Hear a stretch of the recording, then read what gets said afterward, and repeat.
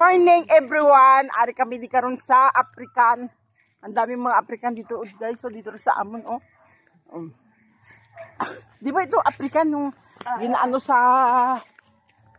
na ano bing sa Kalayo? Oh, amon ni oh, dami African diri sa amon. Pero hindi, tanong niyo guys, hindi to sa amon, guys. Ang may-ari ang tag-iya sini ay isang Korean. Ang tag-iya ari. Ang tag-iya sin oh. Ang tag-iya daw kay Oria, amo ning tanom niya, amo ning lupa niya gitamnan niya sang African oil. Amo ning ginahimo nga gasolina. Oh, dati na oh, damo bunga oh. Kasi makadto kami sa balay ka ako nga pakaisa. Mangwa kami to ka lubi. Yan lang guys, lakad-lakad anay kami.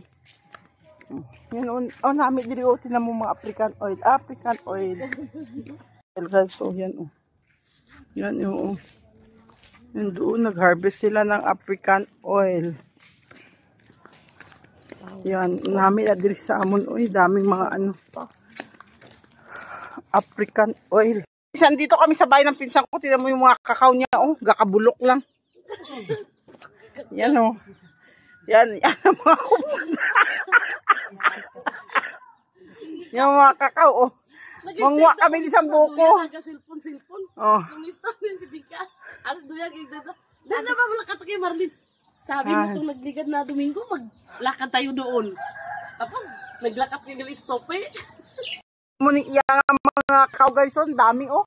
Wala ganing nagiputos, Oh. sayang. Hindi niya giputos ang mga kakao niya. Yan, kakao ng pinsan ko oh. May Maylin, may luto na ning kakao mo? Ari oh, ito. Ari, yelo naman lagi ni. Ayan oh, damo kakao niya oh. Hindi niya ginputos-putos abi. Uy, mahal to ang kilo subong sang kakao. Nga hindi mo ginputos. Tapos ara yung mga piso oh, kadamo oh. Nami na diri sa ila kay damo mga kahoy ba. Ala, yung ano na Maylin oh.